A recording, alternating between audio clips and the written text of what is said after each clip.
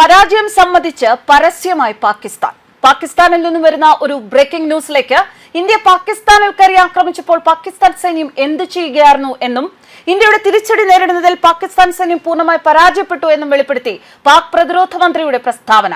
പാകിസ്ഥാൻ സൈന്യത്തിന് എന്തുകൊണ്ട് ഇന്ത്യൻ ഡ്രോണുകൾ തടയാൻ കഴിഞ്ഞില്ല എന്നും പാകിസ്ഥാൻ പ്രതിരോധ മന്ത്രി ഖ്വാജ ആസിഫ് പറഞ്ഞു.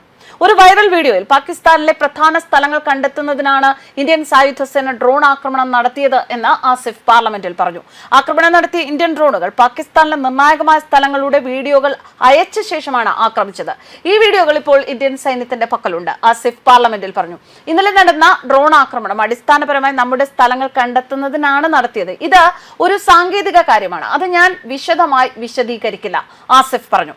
ഇന്ത്യൻ ഡ്രോണുകൾ തടയാൻ ആകാത്തത് പാകിസ്ഥാന്റെ പരാജയമാണ്. മുൻപ് ഇതേ മന്ത്രി തന്നെയാണ് ഓപ്പറേഷൻ സിന്ദൂർ നടത്തിയപ്പോൾ 5 ഇന്ത്യൻ ജെറ്റുകൾ പാകിസ്ഥാൻ വെടിവെച്ച് തകർത്തു എന്ന ഉണ്ടയില്ല വെടിപൊട്ടിച്ചത്. പിന്നീട് തെളിവ് ചോദിച്ച് ലോകരാജ്യങ്ങൾ എത്തിയപ്പോൾ മന്ത്രി വീടിടത്ത് കിടന്ന് ഉരുണ്ടു.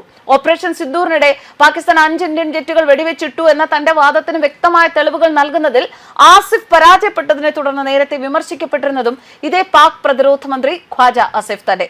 ഈ ജെറ്റുകളുടെ അവശിഷ്ടങ്ങൾ കാശ്മീരിൽ വീണു എന്നും ആസിഫ് അഭിമുഖത്തിനിടെ അവകാശപ്പെട്ടിരുന്നു. 5 ഇന്ത്യൻ ജെറ്റുകൾ പാകിസ്ഥാൻ വെടിവെച്ച് തകർത്തു എന്ന അഭിമുഖത്തിനിടെ വിശദാംശങ്ങൾക്കായി ആവശ്യപ്പെട്ടപ്പോൾ ആസിഫ് തന്റെ ഉറവിടം സോഷ്യൽ മീഡിയ എന്ന് മാത്രമേ ഉദ്ധരിക്കാറുള്ളൂ. ഇത് സോഷ്യൽ മീഡിയ ഉള്ളടക്കം അവരുടെ ചർച്ചാ വിഷയം അല്ല എന്ന CNN അവതാരകനിൽ നിന്ന് കർശനമായ വിമർശനത്തിന് കാരണമായി. ഇതിനിടെ അതിർത്തിയിൽ നിന്നുള്ള പുതിയ അപ്ഡേറ്റിലേക്ക് പോകുമ്പോൾ ഇന്ത്യൻ സൈന്യം നമ്മുടെ അതിർത്തികൾ പരിപൂർണമായി സംരക്ഷിക്കുന്നു. എല്ലാ അതിർത്തികളും ഭദ്രമാണ്. അതിർത്തിക്ക് പുറത്തു നിന്നുള്ള എല്ലാ ആക്രമണവും നേരിടാൻ 24 മണിക്കൂറിലെ ഓരോ നിമിഷവും സജ്ജമായി ലക്ഷക്കണക്കിന് സൈനികരും ഫൈറ്റർ ജെറ്റുകളും സന്നിഹിതരാണ്. പടക്കപ്പലുകൾ ഏത് സമയത്തും സന്നദ്ധമായി കടലിൽ കഴിയുന്നു. ഭീഷണികൾ കണ്ടെത്താനും തടസ്സപ്പെടുത്താനും അവ ലംഘിക്കുന്നതിനു മുൻപ് ഇല്ലാതാക്കാനും കഴിവുള്ള ഒരു നൂതന വ്യോമ പ്രതിരോധ ശൃംഖലയാൽ ഇത് സംരക്ഷിക്കപ്പെടുന്നു. ജമ്മു കാശ്മീർ, രാജസ്ഥാൻ, പഞ്ചാബ് എന്നിവിടങ്ങളിലെ ഇന്ത്യൻ സൈനിക കേന്ദ്രങ്ങൾ ലക്ഷ്യമിട്ട് പാകിസ്ഥാൻ നടത്തിയ 2 തരംഗ ഡ്രോൺ മിസൈൽ ആക്രമണങ്ങളെ വ്യോമസേനയായിരുന്നു തടഞ്ഞത്.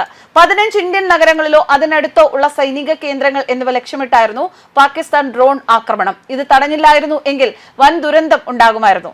ഇസ്രായേൽ നിർമ്മിത ഹാർപി ഡ്രോണുകൾ പാകിസ്ഥാന്റെ വ്യോമ പ്രതിരോധത്തെ പ്രവർത്തനരഹിതമാക്കി പ്രത്യാക്രമണം നടത്തി.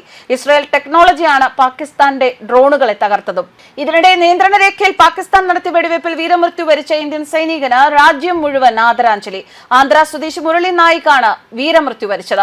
ഓപ്പറേഷൻ സിന്ധുവിന് പിന്നാലെയാണ് മുരളി നായിക് അടങ്ങുന്ന സംഘത്തെ ജമ്മു കാശ്മീരിലെ നിയന്ത്രണ രേഖയിൽ നിയോഗിച്ചത്. പാകിസ്ഥാൻ വെടിനിർത്തൽ ലംഘിച്ച് നടത്തിയ ആക്രമണത്തിൽ ഗുരുതരമായി പരിക്കേറ്റ മുരളിയെ മെച്ചപ്പെട്ട ചികിത്സ നൽകാൻ ദില്ലിയിലേക്ക് എയർലിഫ്റ്റ് ചെയ്യാനുള്ള ശ്രമങ്ങൾ തുടരുന്നതിനിടെയായിരുന്നു അന്ത്യം. ന്യൂസ് ഡെസ്ക് കർമ്മ ന്യൂസ്.